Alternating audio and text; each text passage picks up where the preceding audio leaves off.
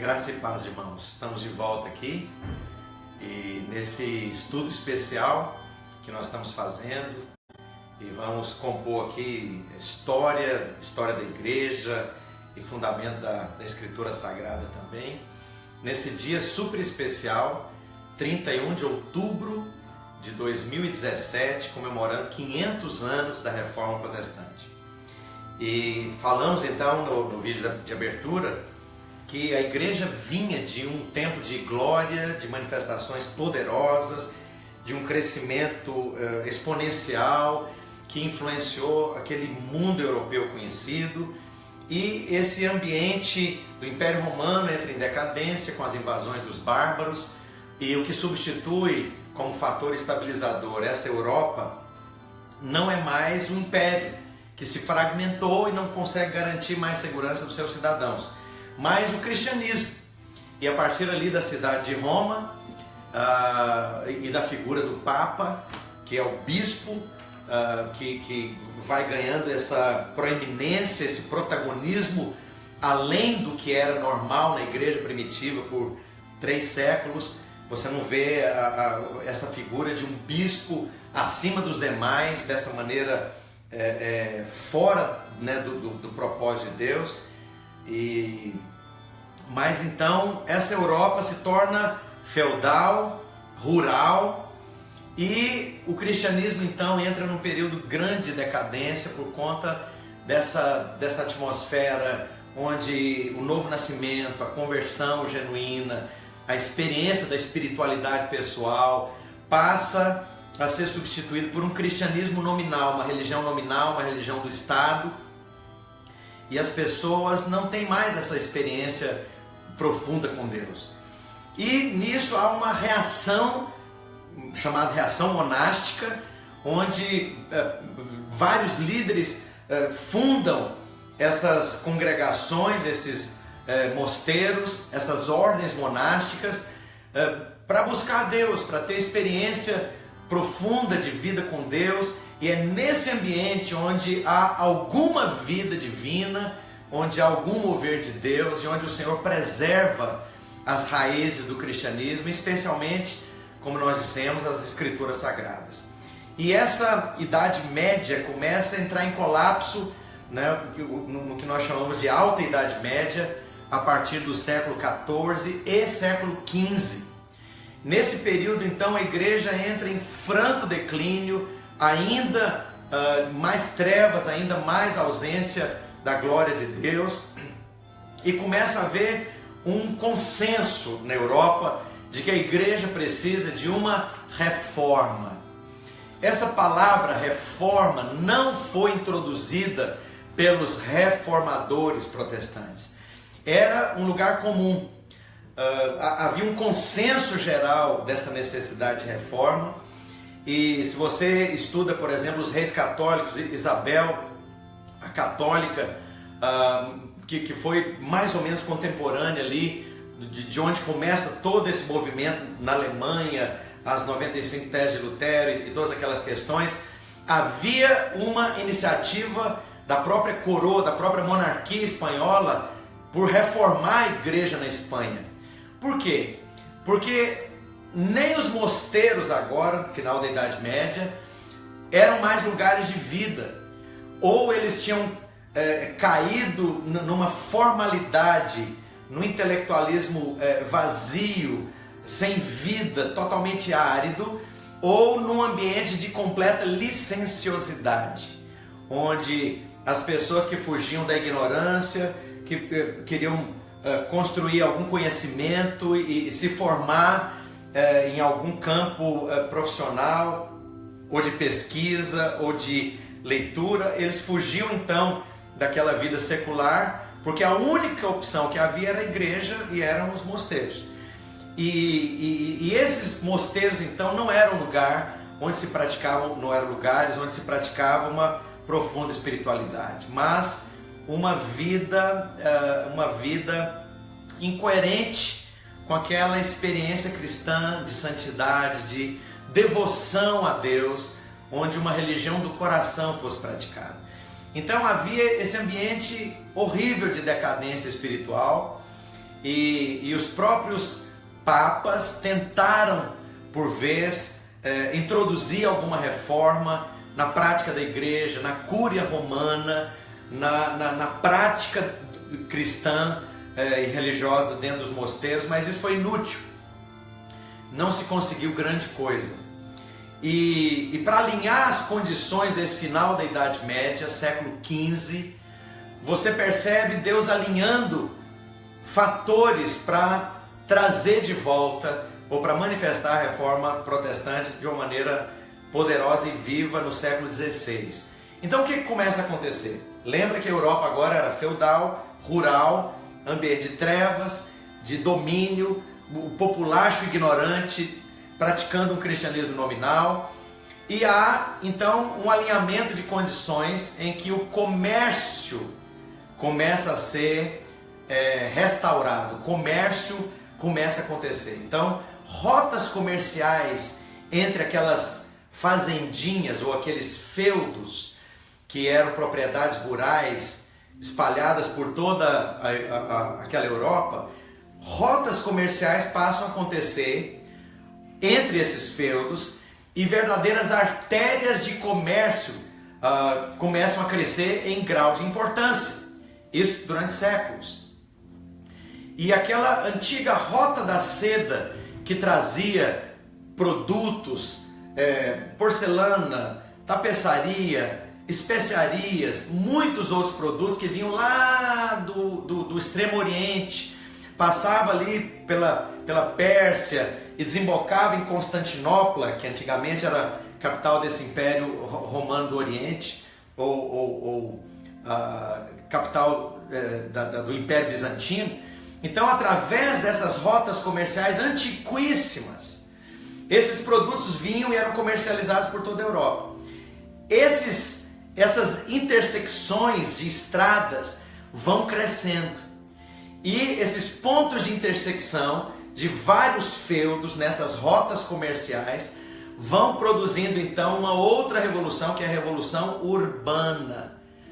As cidades europeias que você conhece hoje, quase todas elas nasceram nesse período.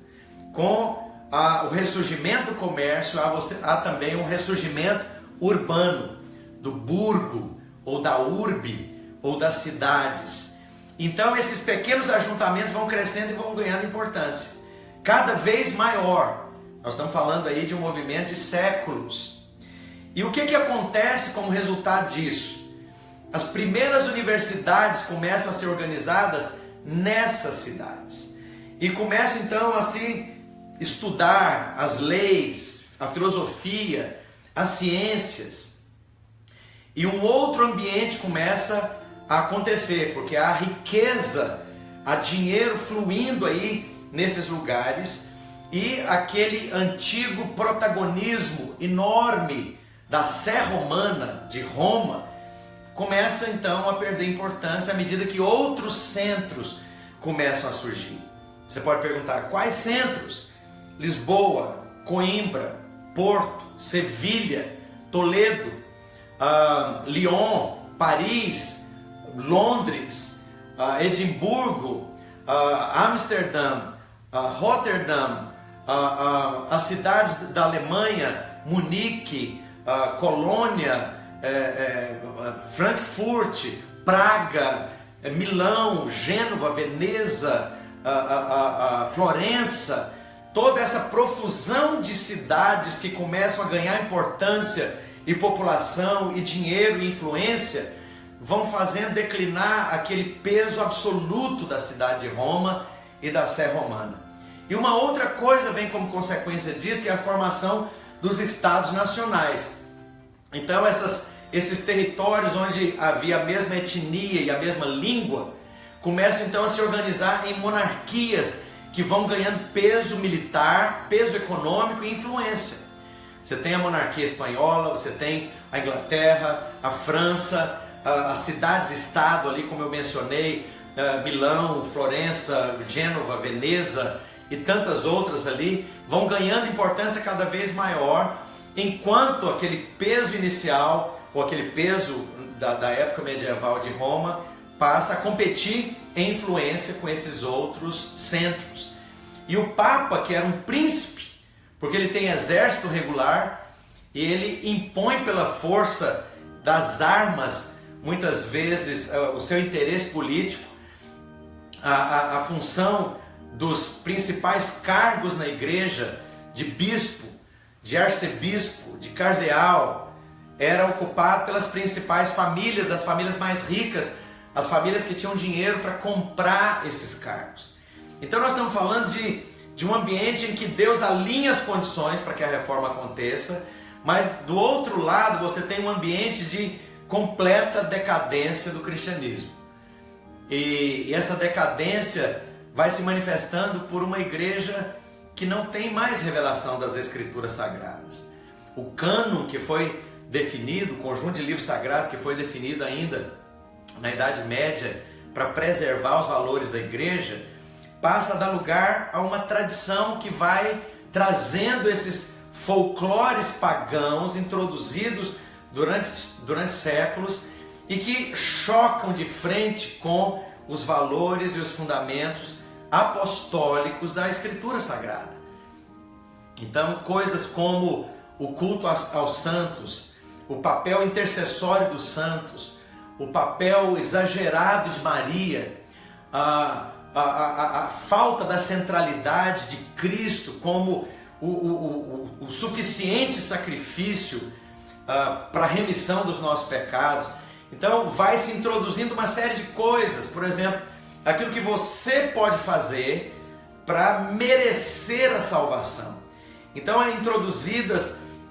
são introduzidas as peregrinações a esses grandes centros, e esses grandes centros onde grandes catedrais foram erigidas, eram também centros onde coleções enormes de dezenas de milhares de relíquias sagradas eram expostas à visitação pública, isso para atrair peregrinos. E tudo isso incluído, havia para estimular o turismo e estimular o afluxo de pessoas nesses grandes centros, essas grandes catedrais, havia uma indulgência para quem peregrinasse para esses lugares. E que indulgência era essa? Dependendo do tipo de sacrifício que você faz, dependendo de onde você vem, dependendo da época do ano que você visita esses centros religiosos, você tem o perdão dos seus pecados por um mês, por um ano, por 10 anos, por o resto da vida. Dependendo de quantas escadarias você sobe, dependendo de quantas relíquias você vê, e cada lugar onde você está visitando as relíquias, você tem que deixar ali o seu dinheiro. Então tem a ver com aquilo que eu faço para merecer de Deus o perdão dos pecados. O sacrifício de Cristo não é suficiente mais. Cristo não é centralizado. Esse cristianismo não é totalmente cristocêntrico mais, mas tem a ver com coisas que você faz. Outra coisa, a verdade das Escrituras não conta. Os princípios das Escrituras não contam, porque essa tradição vai afogando a vida da igreja. E finalmente, essas relíquias se tornaram verdadeiros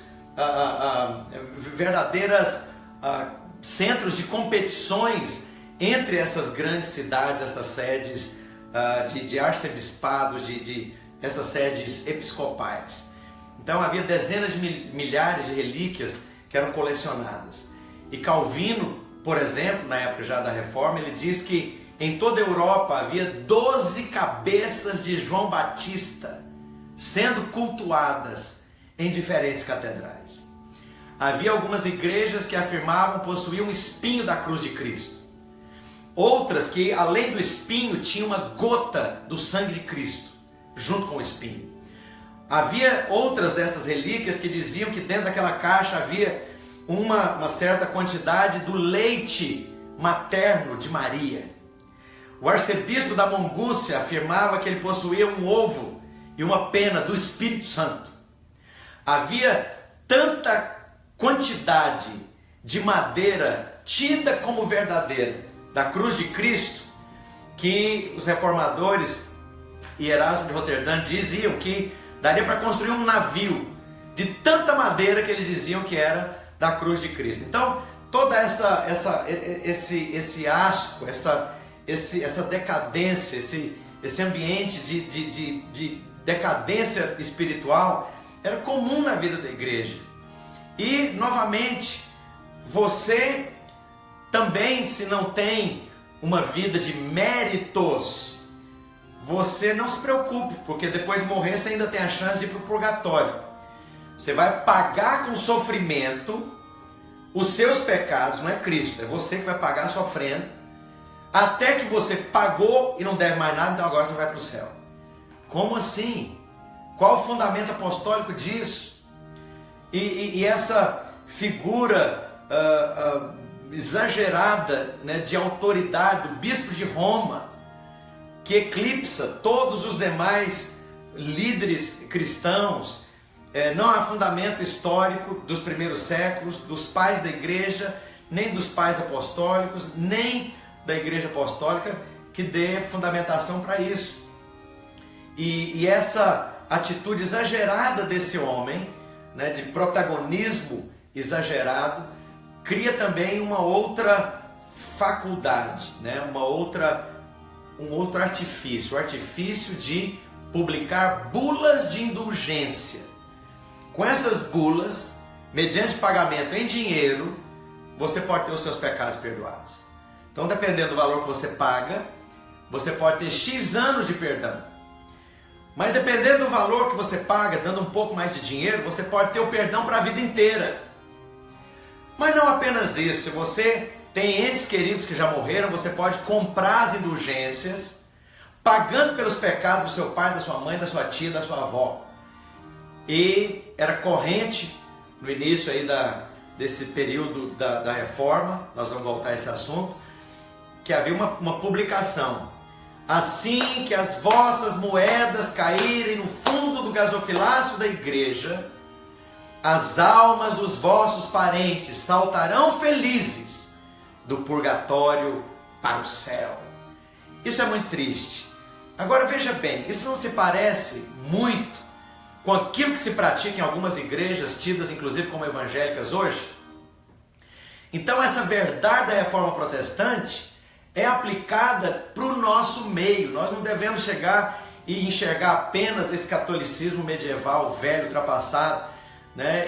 Mas precisamos fazer um exame de consciência que hoje, inclusive, no meio de algumas igrejas evangélicas, pentecostais, neopentecostais, carismáticas, do nosso métier, nós temos muito abuso e muito exagero na direção, às vezes, do dinheiro e daquilo que você pode fazer para ajudar Deus. Isso o que é? É tirar Cristo do centro. Isso é atualíssimo, tanto quanto foi nos dias da Reforma Protestante. E eu pergunto para você, Jesus é o centro do nosso cristianismo? Ele tem a mais alta primazia no nosso cristianismo? O Senhor Jesus e os seus sacrifícios são de fato suficientes? Ou nós vivemos um misto, destruindo o poder do Evangelho, tentando ajudar a Deus com as nossas boas obras, tentando merecer de Deus? Quanta obra, quanta igreja legalista. Você tem que fazer alguma coisa. E ao fazer isso, nós estamos nos aproximando perigosamente desse modelo decadente de igreja medieval.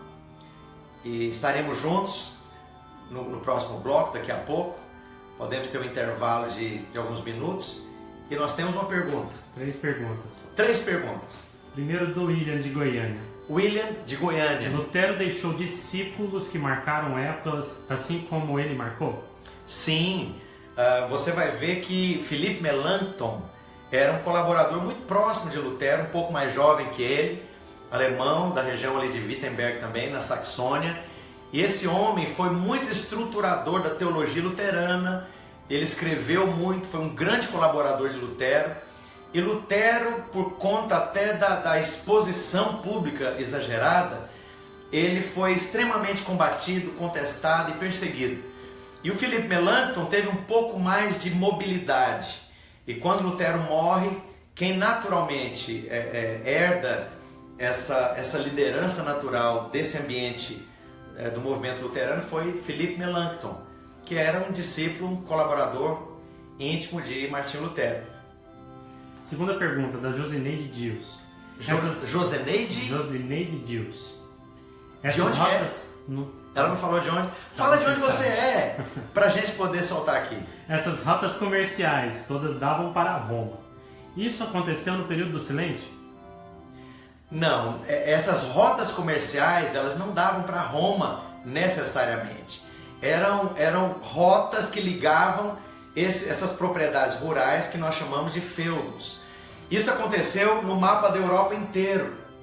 E essas rotas ligavam, por exemplo, Paris a Amsterdã, Paris a Milão, Milão a Praga, Praga a Lyon. Então essas interligações fizeram então a importância desses entrepostos que produziu então os ajuntamentos daquelas vilas que transformaram-se depois com os séculos nas grandes cidades europeias que nós conhecemos hoje. Mas e período do silêncio, na verdade não tem essa terminologia nessa fase, né? Tem um período, como eu mencionei, de acordo com muitos historiadores, que é chamado de período das trevas, por causa desse ambiente de ignorância, de falta de liberdade e de domínio da igreja, um domínio abusivo sobre a consciência dos indivíduos. Última pergunta. Marcel Ribeiro, de São Paulo. Marcel Ribeiro, São Paulo. Um dos descontestamentos de Martinho Lutero era as indulgências pagas aos bispos para a compra da salvação eterna. Mas isso não poderia ser visto como uma oferta de dízimo ou até mesmo oferta? O mesmo que vemos nos dias de hoje? Não, porque o contexto é completamente diferente. Nós vamos voltar a isso. Eu não sei se vocês estão percebendo, eu estou construindo o encadeamento histórico até nós chegarmos oportunamente na reforma da Reforma Protestante na Alemanha. Mas a venda de indulgências aconteceu por outro motivo. O Papa Júlio II precisava ou queria reformar, ou construir, na verdade, a Basílica de São Pedro. A Basílica de São Pedro que você vê hoje, que começou a ser construída no pontificado desse Júlio II, teria um orçamento mais ou menos em dinheiro atual de 600 milhões de dólares. Se a gente colocar isso em real, daria mais de 1,5 bilhão de reais, que foi o custo daquela basílica. A igreja não tinha dinheiro. Então a maneira de gerar dinheiro foi vendendo indulgências. E o problema está aqui, isso tira Cristo do centro. Isso invalida o sacrifício de Cristo, porque se o sacrifício de Cristo é perfeito, eu fui perdoado, é diante do meu arrependimento, da minha confissão e do meu abandono do pecado que eu vou ter evidências de que houve então uma atitude completa de transformação na minha vida cristã. E esse expediente era terrível porque mediante o pagamento eu não tenho que me arrepender mais. Mediante o pagamento eu não tenho que deixar o pecado mais. Porque eu comprei o perdão, eu comprei com dinheiro meu o perdão dos pecados. Onde é que está o sacrifício de Cristo nisso? A questão dos dízimos e ofertas vão em outra direção, mas não necessariamente nessa questão das indulgências. Nós vamos voltar nesse assunto no próximo bloco. E eu quero deixar meu abraço a todos. Durante esse tempo de intervalo, nós vamos ter aí mais uns minutinhos, uns 4, 5 minutos. Manda por WhatsApp ou mesmo aí pelo seu Facebook a divulgação de que nós estamos aqui ao vivo, e isso vai continuar. Nós vamos hoje entrar aí tarde adentro. Aqui nós estamos às 4 horas da tarde praticamente. Aí no Brasil são praticamente 18 horas. E nós vamos continuar ao vivo. E vai ser uma boa oportunidade. Se você não tem a condição de pegar o vídeo, os áudios, melhor, a transmissão live, isso vai ficar depois disponível para você poder ouvir, compartilhar e eventualmente até estudar esse material de uma maneira mais cuidadosa. Daqui a pouco vamos estar de volta. Um abraço.